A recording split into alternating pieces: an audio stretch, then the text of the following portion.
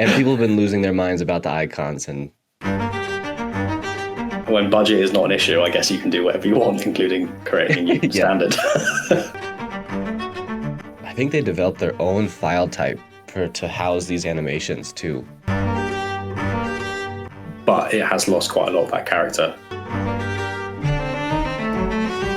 Feels super iMessages circa 2004, right? Like, doesn't it? They all kind of blend into one, and you kind of lose a bit of that brand identity. All they did was update their UI, right? Like, they didn't touch typefaces or color palettes or logos or anything else. Welcome back to the Brand Critique podcast. Today I'm here with Tom from A Visionary Grid. Tom's a boss at designing websites and running an agency, and he's in the amazing place of Jersey, where I'd like to visit, and I know that I'd like to live there for the tax haven part, but otherwise it's shrouded in mystery. Tom and I today are going to talk about Airbnb, because that's what you wanted to talk about. Tom, tell me a little bit about why you wanted to talk about Airbnb, or maybe I'll just open the floor and let you get started. On the spot. No, I like it. So for me, I've been seeing obviously a lot of news around at the moment about Airbnb. They've just done a summer refresh, I suppose, and lots of the sort of critique or mentions has been around the kind of visual identity and the icon style and the new look and feel and kind of the evolution of the brand, which is super interesting. But kind of alongside that, they had a very Apple keynote launch, like summer 2025. Yeah, the guy was in all black and everything, like walking around the stage with way more charisma than he probably naturally possesses. And people have been losing their minds about the icons, and that's the context that we're into, if people haven't seen it yet. It's very cool. And for me, from like a visual point of view, I'm actually really into the fact that they are moving more towards that kind of, I hate the word, but like skeuomorphic kind of 3D, interesting lighting, and moving away from the flat design of things. But I thought what was really interesting is that they've kind of evolved what they're offering as well, and sort of tying this into the visual side of the rebrand or the brand evolution. They're actually doing more than just the housing. And I think that's quite an interesting kind of pivot, and how you can tie that sort of strategic approach, I guess, into like a more kind of outward facing, noticeable thing that I think not many people would notice other than designers, I guess. Yeah.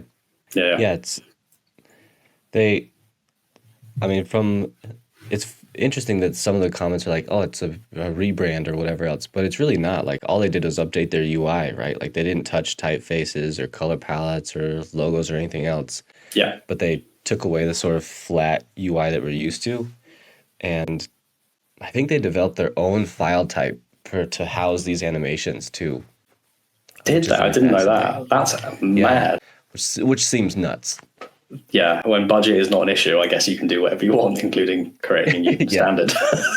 No kidding. And when you have an in-house design team, like usually we have to talk about the agencies that they're doing too, but Airbnb for a long time has built an incredible in-house design team, you know? Yeah, they sort of led the way with brand strategy and brand identity and guidelines, and they've been, their stuff is, nerding out on it, but it's been amazing just to see like how accurate they've been, and like, there's all that kind of stuff.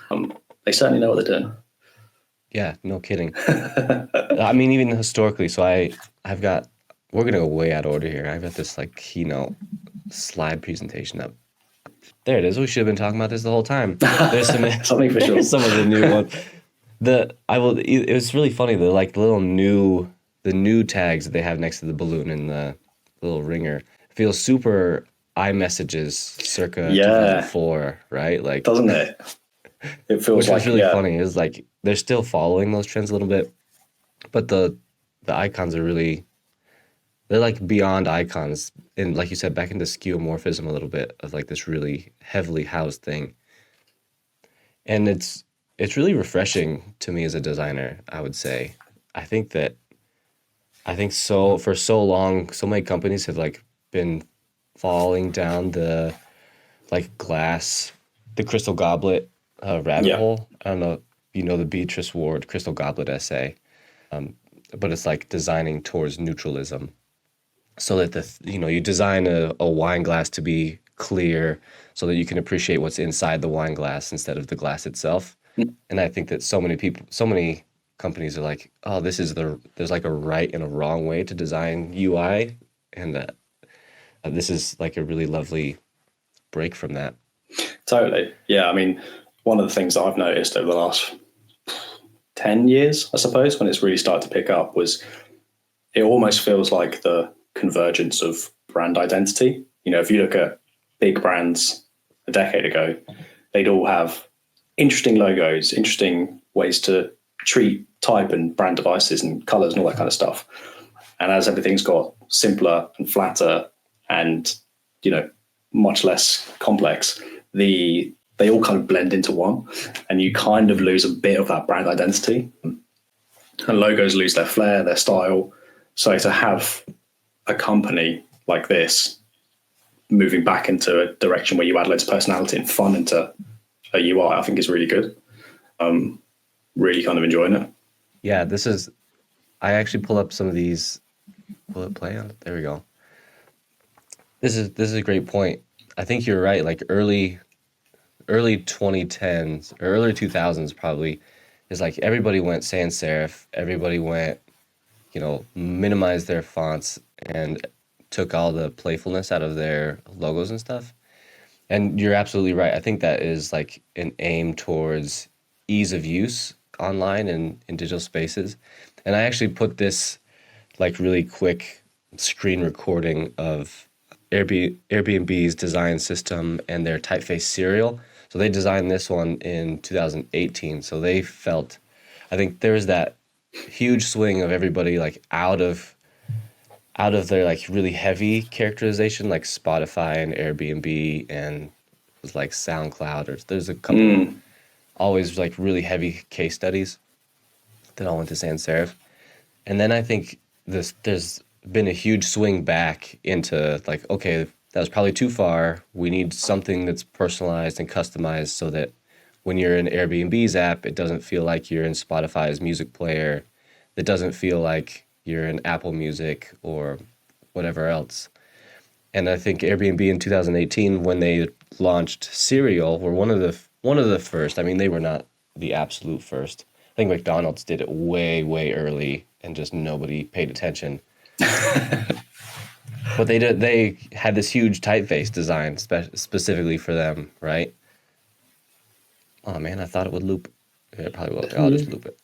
So they had their typeface serial designed specifically for them, and it's still this typeface that they use in all their stuff, which separates them a little bit. And since then, especially in the last 5 years, 3 years even, like everybody's coming out with a custom typeface, and it's like that's their huge differentiator, which is great if you're a type foundry at the moment, putting out those. But maybe like to your point of swinging out of really heavy personalization into a maybe too tight UI design, and now there's a swing back a little bit, at least visually. Yeah, it certainly feels that way, because I think, don't get me wrong, the simplification of UI is definitely a good thing. UI in the last 10 years has come a long way. Like it's a lot more straightforward, easy to use, but it has lost quite a lot of that character. Like I used to love way back when the Mac OS 10 kind of Aqua interface and the big kind of like shiny buttons and all of those things had so much character. They looked amazing. They looked just, brilliant. And now everything is colored boxes with buy now or whatever. And, it's very, very simple. So you do kind of lose some of that fun, interesting kind of personality. And I think, having a custom typeface is great, but I would argue most people wouldn't understand that or won't even see it or notice it. It's only really designers that will go, oh, that's interesting, right?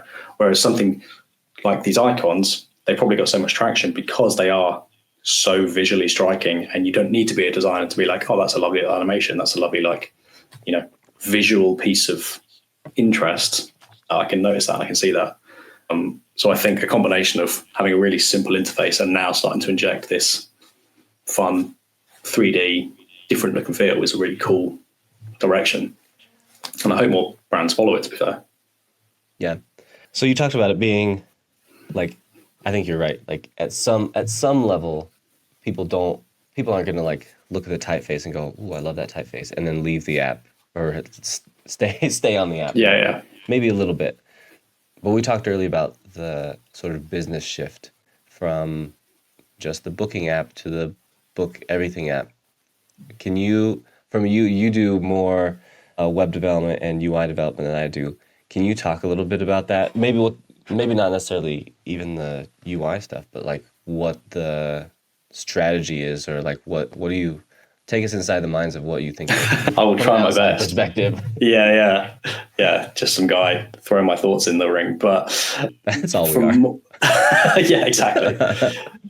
So from my point of view, I think the reason this kind of playfulness and fun is now being put into the app is it's moving kind of more from just a kind of transactory app where you log in, you find a property, you book it, brilliant, it's done. I could, go rock up to where I'm going, and that's it sorted out. You almost don't really need to touch the app again once you've done that sort of transactional purchase. Whereas now, because they're moving into these experiences and these services, what they're trying to pivot the Airbnb ecosystem, so to speak, is it's more of a one-stop shop app, right? It's you have it open through the entirety of your trip. You go to visit Chicago, you get your Airbnb, you've booked your property, great. Now, where do I eat? Well, actually, there's loads of restaurants here that you can book straight through. I want to go do something. Right, here's actually a thing that you can do tomorrow night. Do you want to book that?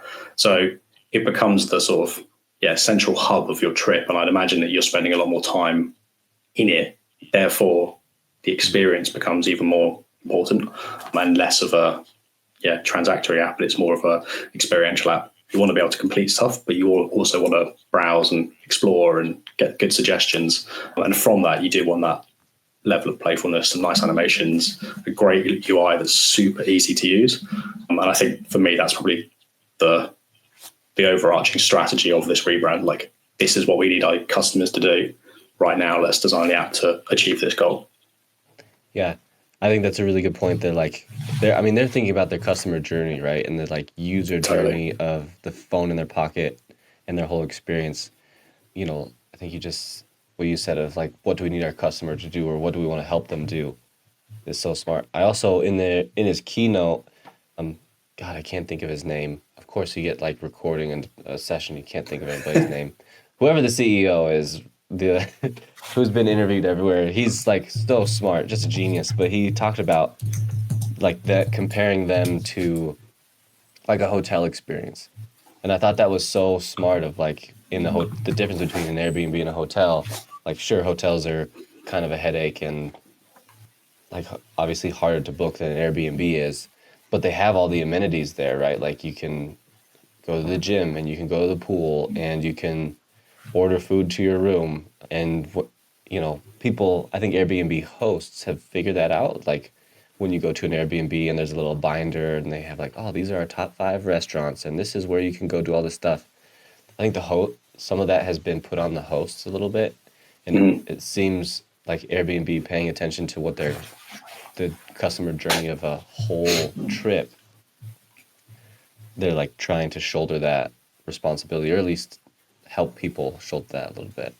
Totally. And then, like, it's a lot easier to, I guess, from their point of view, have the onus on them to do a good job, right? Otherwise, your experience for the trip is, like you say, based on the current host, and that's a complete gamble, right? You may have a terrible host or you may have a great host, and your experience to wherever you're going is going to be massively different depending on that. So if they can sort of shoulder some of that responsibility themselves and go, well, this is the best thing to do in X, Y, and Z location, it's a better control that they've got, and they can really push the best things that they know that their customers are going to appreciate the best.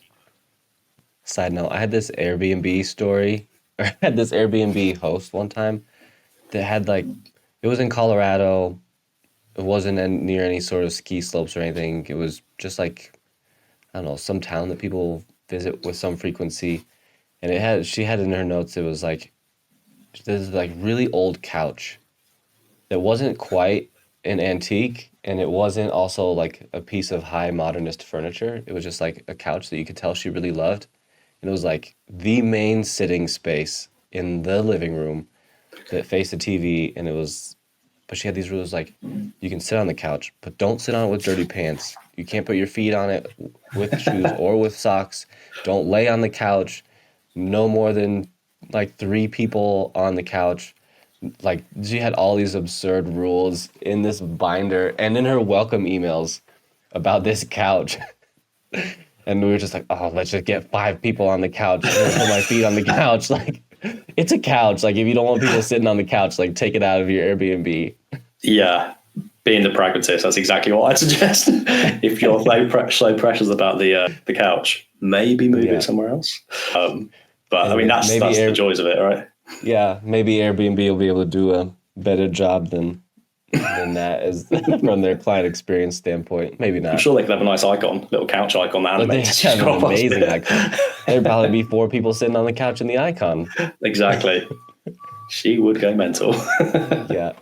But yeah, some of this Airbnb, like, I really appreciate the journey idea coming out of Airbnb, and that they're trying to fold it into the same app too. I think sometimes, like, Airbnb, they could have launched a second app or a third app, right? Like a services app or whatever else, but then they just become a listing site. And I think that's one of the, like, I think it's a cautionary thing for that. They are currently a listing site. There's like the world's best house, like, owner to owner listing site, right? And I think they get to be world's best at that because of their design, like their user interface, their customer journey, like how seamless they make 100%. It for people. And all of those are, like, not necessarily related to their brand, but build the brand into what he said at the beginning of their keynote is, like, Airbnb is a verb and a noun, right? Like, oh, well, I'll just Airbnb it, which is really got to be the point where you win, right? You're like, people use this as a verb, we win. Yeah, if your company ever becomes a noun, you've done very well. Yeah, but you're spot on. Like I think a lot of people underestimate just how important good UX and UI is, but it fundamentally can make or break a business. Like, there is a reason that Airbnb is so successful. There's a reason that Uber is so successful. If Uber was a pain to order, you just get a taxi. But the fact is, you can order it within 2 minutes, or not even that, 10 seconds, you're off. See you later. You can book a trip on Airbnb within 2 minutes. Done. See you later. Yeah. Doing that through a hotel website, it's a nightmare. It's a nightmare. Dig through. You've got no idea how good the website's going to be. It's a complete gamble. You just don't want the time or the hassle. So the fact that it's so considered and so optimized is a massive factor to their success. Mm-hmm. So a pivot like this is obviously quite a risk. It's a big risk. You're changing the core function of your app and adding 2 other entities to it. So the biggest kind of red flag, I suppose, is how can we keep the app as simple as our users are used to, but add this new functionality that we know is going to add so much more benefit to the end product, but we just need to do it in a way that doesn't mess up what we've got now, essentially. Right. I can't even imagine the design stress of that brief, starting in it will be astronomical. But that's the risk. Yeah. I think about the design team and, like, the business team sitting down together, right? And thinking about, like, because this opens up so many more host possibilities, or, like, people coming into the fold, right? Like service providers. I guess it's all service providers, whether they say service or entertainment, whatever they say. And it's interesting because, like, the underpinning journey is the same. Like, booking a house and booking a personal trainer feels similar in some regards, right? Yeah. Experiences, there we go. But so it's like they don't have to re-sort out a lot of it, but it was smart not to, like, reskin it. And I think the design headache for me would have been, like, how do you organize it? And how do you make it, so you don't lose your revenue stream of booking homes, but then you add these revenue streams of booking experiences and helping service providers get bookings too. I think there's always seems to be this drift for companies of this scale that almost always seem to go to an everything app. It's like they figure out how to do one thing really good, and then it's like, okay, but well, if we can do this good, then let's just take in anything about booking everything, and then we'll just own it. Totally. I feel like Meta and Facebook and Twitter, it's like all of them seem to be that way, right? It's like they get so good at their one thing, and then it's like they launch it because they're so hyped about it without thinking about the design processes, without thinking about the interface, without thinking about how it gets structured and organized, so they can communicate what they're hoping to do really clearly, Yeah. I mean, I guess you don't really know it unless you're a designer, but you look at an interface like this and you go, that's really simple. That's an easy decision. The amount of changes and iterations it would have got to this point would be astronomical, because simplicity is the hardest thing to design for. And actually the end product looks like anyone could do it, but it's a really difficult process to get to. And you're right, companies, I think, naturally just chase growth. It's the sort of nature of the beast of having a company. It gets bigger and bigger and bigger, and this is the next logical step. And the risk is you just keep shoehorning these extra features in, and you get a crazy bloated app without much consideration, which then has a detrimental effect overall. Whereas these guys, this is why I want to bring this up, have done it properly. The amount of kind of thought and consideration that they've obviously put into this is massive, and it still looks fantastic, but it adds all these new features and benefits without ruining the experience they've got so far. And that's such a difficult thing to do, and not much of the discourse around has been on that. It's more just been on like, I like the icons, which in some ways is probably the best thing, right? If your app has had a massive shift like this, fundamentally changing your business, and the biggest pushback, or not even pushback, the biggest commentary is just, we like the icons. Like, you couldn't do much better, essentially, on a business this scale. Right. Yeah, it's like it was designed and thought through so well that you don't pay attention to it, right? Like, I think that's always 100%.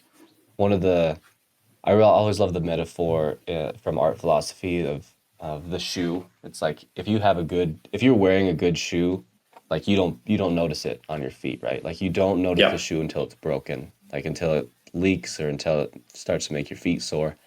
And I think this app is this launch is so smooth on the back end and so well thought through and organized, and just like you look at it, like you said, and people are just like, well, obviously you would do it that way. Like, why would you do it any other way?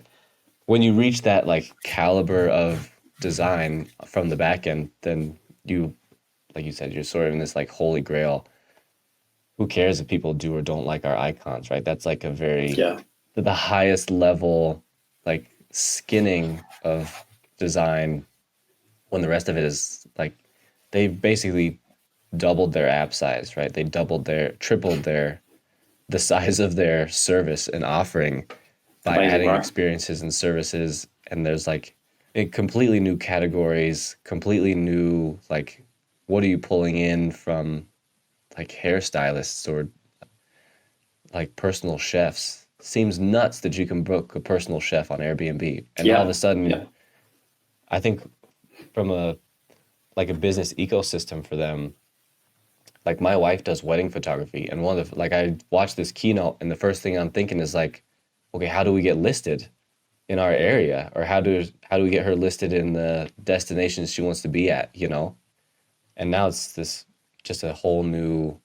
ecosystem. I think it'll be interesting because I think business owners are a little bit different than people who want to make some extra money renting out their house.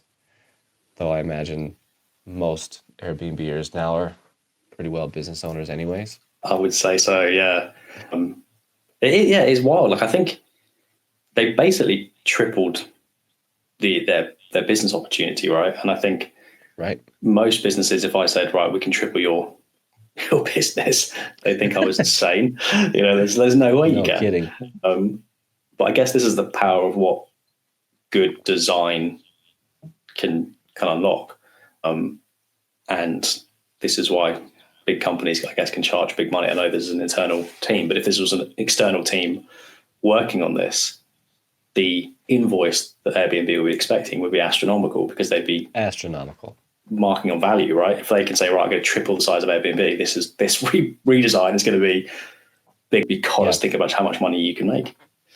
Right. I would say, and it would be worth it for them, right? Like, no question. It's obviously has been worth it for them up to this point to house their design team, right? Because they're a verb, and you can book the app in 2 minutes, and there's no friction, and it's continued to grow. Totally. Regardless, almost regardless of, like, you know, when you're booking an Airbnb and you have a bad experience, you never go, oh, well, it's because of Airbnb, right? You're always like, well, it was the host. Like, I would just say. Yep. And you go to that house, and like to be able to shoulder that responsibility as a company and sort of like shove it off onto your service providers is a fantastic design, you know, foundation that they've built. I just I have this like slide on here of the icons too, because they were showing them, and they're so funny. They're like the very like lovable, I think, kind of squishy. Who knows? So funny. Like isometric somehow. I don't know. Yeah, they're an odd angle, and they look half real, half not. They're kind of like Pixar icons, I guess, is the closest I can think of it. Oh, Pixar. Yeah, that's good. But almost slightly more realistic. But I think they're great. I love it. They've got so much character, and they're so different to everything that we see nowadays. Yeah, I've got to admit, like, if I was tasked to create icons for a website, I'm not sure I'd come up with something like this. It would be, right? You know, a flatter design, which is more coloured into the brand of the business I'm working with. Whereas this is so left field. I love it. I think it's great, and it's got so much character that I think I might have to start doing more like this. Well, that's going to be the thing, right? Is like now some 3D, you know, asset providers are sitting in their basement, like twiddling their fingers, like, yes, totally. Finally, they're going to get to do some of this stuff. But I think it makes sense.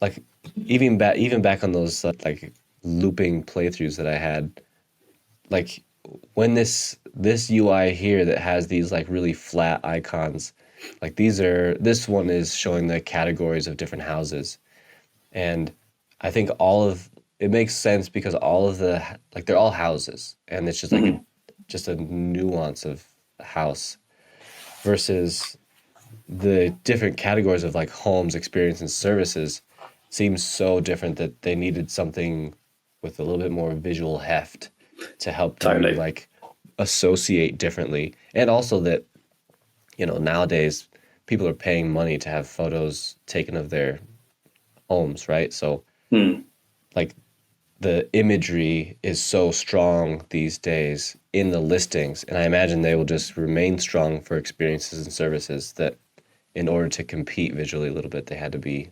something a little more bubbly.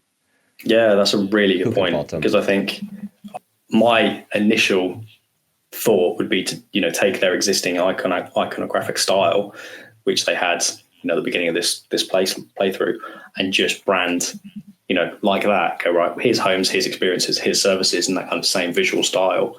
But you're right, then you're kind of led into the same, well, these could be three sections of the same entity, but the fact that they're now so visually distinct and so different, you're right, they feel like three separate things. And they're just, eye-catching and different. And all the 3D like new bubble thing, I think it's just great. Like loads of personality, loads of character. Yeah. Yeah, that kind of combination of like super minimal, really functional strip back UI with loads of personality through little touches, little brand touches like that, are just for me where it's moving to, where the puck is moving to. I think, you know, like you say, good design, you forget about it. You don't know to say it all. And it kind of feels quite counterintuitive to a designer to be like, if I do my job properly, you're not really going to notice. When we're so hung up on the visuals and the little nitty gritty details, but our customers and the customers of like Airbnb don't care. They go, that looks great. Right. I've booked my place. I've booked my whatever it is, personal chef that's coming around to cook for me. Yeah. We can put my phone down. I can crack on with my day because that's more important. Yeah. So the fact that it looks so easy to use and looks interesting at the same time is like testament to how good this design is, I think. Yeah. I always like to think about the people who are in my life and how they would respond to some of this stuff. And I'm like immediately, like my mother would be like, she'd open the app and be like, oh, look, they updated their stuff. Yeah. This little hot air balloon is so cute. Yeah. And then she'd be scrolling and she'd just book like normal. And I'm sure that after booking, there's probably like, they talked about that widget, like this widget they designed that changes its content based off of where somebody is basically in their journey on the trip. And I'm sure that widget's going to pop up after you book something and says, hey, by the way, did you want to book? And my mom would be the kind of person who'd be like, this is amazing. Like, yes, I'll book a nail salon while I'm there. And yes, I'd love to go horseback riding on this experience. Look at this. Like, she'd be showing us all this stuff. So they're going to have people like her, on the hook from day one for sure. Yeah. But again, it goes back to the kind of business point. It's great for Airbnb. It's also great for users like your mom. Like that, they'll be shown things that they may not necessarily have known about. And it's great for the businesses in them because they're going to get more exposure when people book. It's basically a win-win all round. And everyone's going to be happy. And they've done it in such a way that it's really easy to use, which is the biggest looks and the most difficult hurdle. And looks like they've cleared it. So to be a stockholder in Airbnb right now would be a good, Yeah, you'd really hope. All right, I feel like we're gonna digress too much just into like fanboying over Airbnb. Now I feel like we've like talked to any sort of my only last thought of like maybe future thought is like it's gonna be interesting to see what other companies do for the iconography. Like it'll be so interesting to see how many of the people, even just like mid-sized websites, are like, you know what I'd really like some 3D icons. And don't even think about it consciously, but I think it'll be fascinating. Yeah, no, I agree. I think, lots of businesses still have that very similar look and feel of quite simple, quite stripped back, quite refined. So I would like to see, a move into interesting icons or interesting graphics or interesting visual styles that add just a bit more fun and personality and playfulness back into a brand. And we shall see. Fingers crossed. Fingers crossed. We'll see. Okay. Anything else for us before like I said, I feel like we've covered. I don't have anything else to say about it that we haven't already said for sure. No, I think anything else would just be me talking about how much I like the brand. Apart from that, no, I think they've just done a really good job on, tying in a visual refresh with a solid business decision behind it. And I think that's the thing that a lot of people kind of gloss over and don't really think about. So it's good to always just highlight that kind of stuff, I think. Yeah. Like we said, it's like designers think mostly to talk about most of the internet chatter is about the icon design, right? And has been so much more interesting on the back end, business-wise, about the investment, how long they've been probably working on this. Like you said, the behemoth of a project this must have been, and just how like phenomenally executed it is. Yeah, I know. Like I've been firsthand in big projects, and if the biggest comment is "we like your icons" when you fundamentally changed so much, they really couldn't have done much of a better job, because it is just like an astronomical job that you think is, they've just added a couple of tabs. But I would love to at some day see just how big this redesign project was, because I'd imagine it was monstrous. Yeah, can we get like a Netflix on it? Yeah, exactly. Yeah. We'll get on to that. I just talked about ConvertKit just did a couple months ago, and they actually did a three or four part YouTube series on it. It was actually really nice. I think they just did it in-house. Wow. But it made sense for their audience, because they're like they're a tool for creators. So like, of course, the creators want to see the creation process and behind the scenes. Yeah. Really nice. I'm a bit of a, maybe because I am a creative, but I wish more businesses did that. I really love seeing when businesses talk behind the rationale of why they've done something. And I think I'd love to see more businesses do it, because it takes the subjectivity away from it. Like, you can see a rebrand and go, I don't like it. And that, great, fantastic. But actually, if you can hear their thinking behind it, you can go, I don't like it, but I can see why they've made that decision and I agree with it. Yeah. And I think that is such an important thing that lots of people miss. That's why you get pushback and, kick off and all that kind of stuff in the internet. Yeah. When you see a rebrand that you don't know the inner workings of why they've made those decisions. And you just have that like guttural reaction to the visual stimulus rather than actually going, oh yeah, I understand now. I can see why they've made the decisions that they made. So I just think it's a fascinating thing that more businesses to talk about, and it makes you feel, or makes you appear more, right? And like everyone's just through this. So talk about it, right?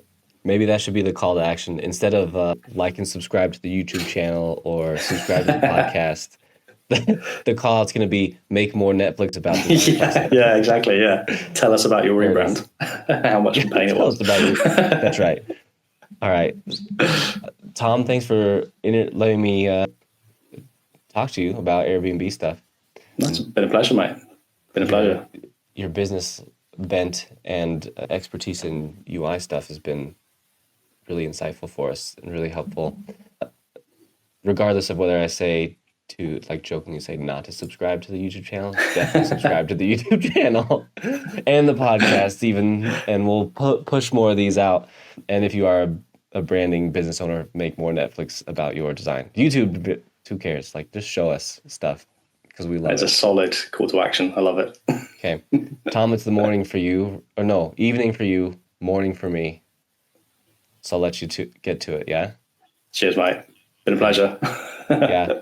Chat again, Tom. Thanks. Catch ya.